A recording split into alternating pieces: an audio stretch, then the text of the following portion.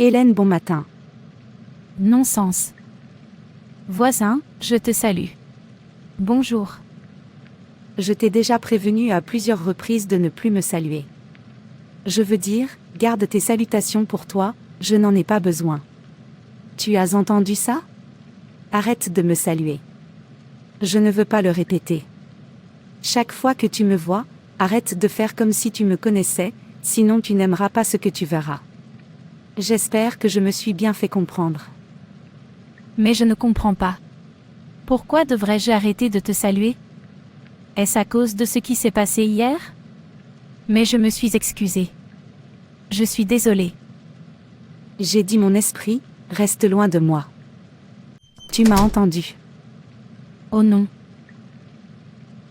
Cher, qu'est-ce qu'il y a? Je t'ai entendu crier. N'est-ce pas cette dame qui se fait rappeler Marie? Elle pensait que je lui pardonnerais après m'avoir trahi. Je ne ferai jamais ça. Qu'elle reste loin de moi parce que je ne veux plus jamais la voir. Chrétienne ou pas chrétienne, je ne lui pardonnerai jamais. Cher, ne dites pas qu'en tant que chrétiens, nous devons pardonner à ceux qui nous ont blessés, cela fait partie de notre appel. Tant que nous sommes dans ce monde, les gens vous blesseront, vous trahiront, vous persécuteront et vous accuseront à tort. Dans tout cela, Dieu s'attend à ce que nous pardonnions et que nous laissions tomber afin que nous ne perdions pas notre couronne. Je ne pense pas que je puisse faire ça. Je veux dire, je ne pourrai jamais me résoudre à faire ça. C'est très difficile à faire, surtout quand ça fait si mal. Je lui ai fait confiance. Je l'ai prise pour amie. Et pourtant, elle a trahi ma confiance en elle. Je ne lui pardonnerai pas. Je veux dire, ce n'est pas facile d'oublier. C'est facile quand on a la sanctification.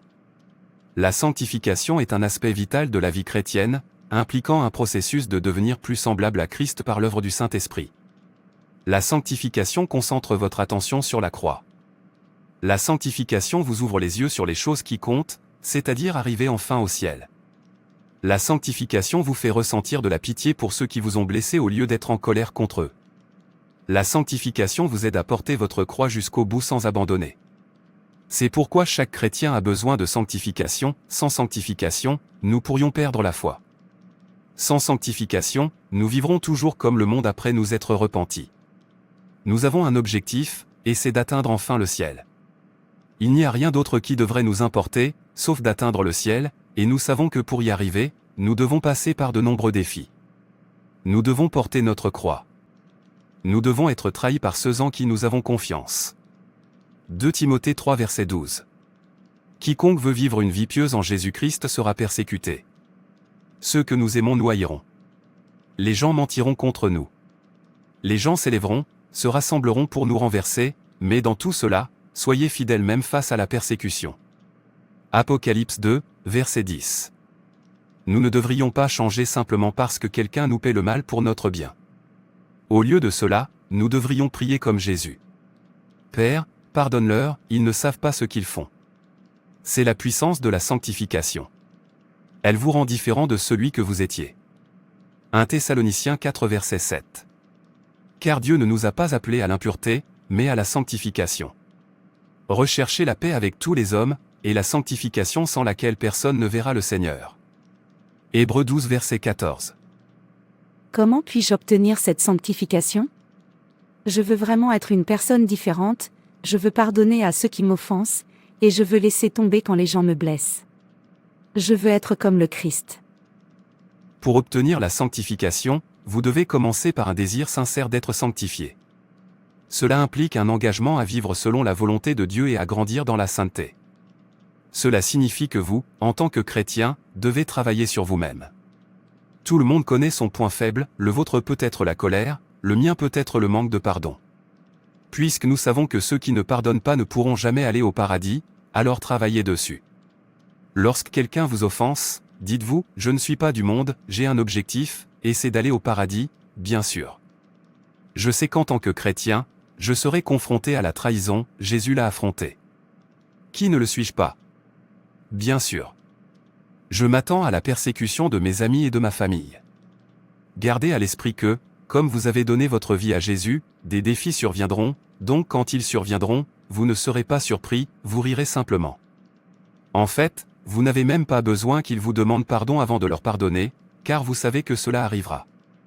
Gardez à l'esprit qu'un jour vous serez accusé à tort, trahi ou haï à cause de Christ. Lorsque cela se produira, vous verrez que lorsque cela se produira, vous vous contrôlerez parce que, dans votre cœur, vous savez que vous êtes différent d'eux, et parce que vous êtes différent, ils essaieront de vous faire du mal. Gardez donc toujours à l'esprit que vous n'êtes plus du monde, vous êtes maintenant pour Christ et devez être traité comme Christ. Préparez-vous à tout moment, ôtez votre esprit de votre problème et des épreuves auxquelles vous faites face. Puis arrêtez d'attendre que les gens vous traitent comme vous les traitez. Arrêtez d'attendre que les gens vous aiment. Arrêtez d'attendre que les gens vous voient comme vous les voyez. Arrêtez d'attendre que les gens apprécient votre bonté envers eux. Arrêtez d'attendre que la route soit toujours facile pour vous, concentrez-vous sur Jésus. Vous vous verrez changer et marcher différemment une fois que vous aurez arrêté d'attendre des éloges de la part des gens qui vous entourent et de ceux à qui vous faites du bien. Puis soutenez-vous par la prière. Demandez à Dieu de vous aider à grandir dans la sainteté et à transformer votre cœur et votre esprit. La prière est essentielle pour rechercher l'aide et la force de Dieu pour vaincre le péché et grandir dans la justice. La course céleste est un voyage personnel et solitaire, les seuls amis que nous avons sont Jésus, notre Père Dieu et le Saint-Esprit. C'est pourquoi nous devons toujours prier pour les inviter dans notre vie quotidienne. Un chrétien à l'esprit céleste qui cherche la sanctification ne doit jamais négliger la prière. Quand cela fait si mal. Ce n'est que par la prière que nous verserons notre cœur en Dieu. La prière nous rapproche, nous rappelle qui nous sommes, nous guide et nous protège de la perte de la foi. Pour obtenir la sanctification, nous devons prier pour cela, demander à Dieu de nous aider à endurer et dire non à la tentation du péché. L'étape suivante consiste à étudier la Bible. Plongez-vous dans la parole de Dieu. La Bible fournit la connaissance et la sagesse nécessaires à la sanctification. Méditez sur les Écritures qui mettent l'accent sur la sainteté et la vie juste, et efforcez-vous d'obéir aux commandements de Dieu et de vivre selon sa volonté. Cela implique de faire des choix conscients pour éviter le péché et rechercher la justice en communion avec les croyants. Entourez-vous de frères chrétiens qui peuvent vous soutenir et vous encourager dans votre croissance spirituelle.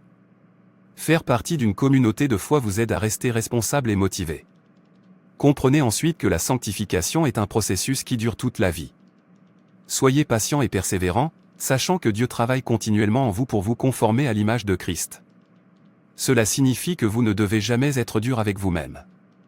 Lorsque vous vous voyez en train de chuter, courez et demandez pardon à Dieu, et continuez d'essayer de surmonter cette nature adamique.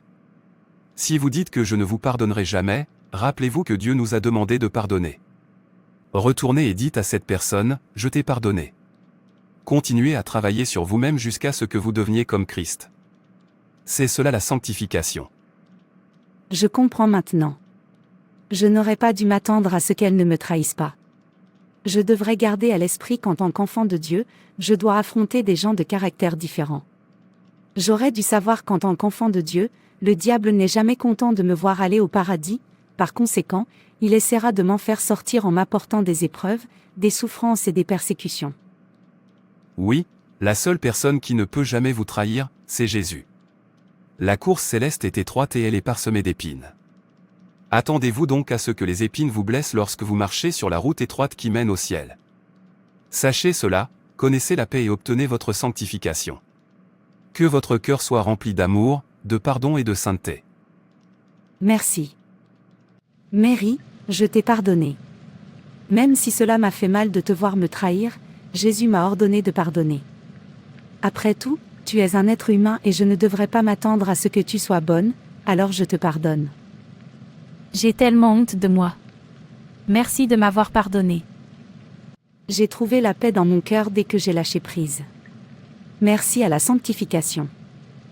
Fixons nos regards sur Jésus, l'auteur et le consommateur de notre foi, qui, en vue de la joie qui lui était réservée, a souffert la croix, méprisé l'ignominie, et s'est assis à la droite du trône de Dieu. Considérez celui qui a supporté une telle opposition de la part des hommes pécheurs, afin que vous ne vous lassiez pas et ne vous découragez pas. Hébreux 12 versets 2 à 3. Nous devons fixer nos yeux sur Jésus. Le mot « réparer » signifie se concentrer sur quelque chose à l'exclusion de tout le reste. Cela signifie essentiellement être concentré sur un seul objectif. Une personne qui a un regard fixé sur Christ cherche à connaître et à plaire à Christ dans tout ce qu'elle fait. Elle veut faire la volonté de Dieu dans sa carrière, son mariage, ses loisirs et ses loisirs. Ainsi, soit que vous mangiez, soit que vous buviez, soit que vous fassiez quelque autre chose, faites tout pour la gloire du Seigneur. 1 Corinthiens 10, verset 31. Nous devons avoir une concentration inébranlable sur Christ afin de grandir dans notre sanctification. Certes, nous nous concentrons sur lui à travers le temps dans la parole, la prière et le service. Nous devons connaître notre modèle afin d'être sanctifiés. Nous ne pouvons pas grandir en Christ si nous nous concentrons sur autre chose que lui. Parfois, la ruse de Satan est de nous faire concentrer sur nos péchés, nos échecs ou même sur le diable lui-même pour arrêter notre croissance spirituelle. Cependant, plus nous nous concentrons sur nos luttes, plus nous échouons. De même, plus quelqu'un se concentre sur les démons, les théories du complot ou le monde, plus il en est consumé. C'est le contraire de la façon d'être sanctifié.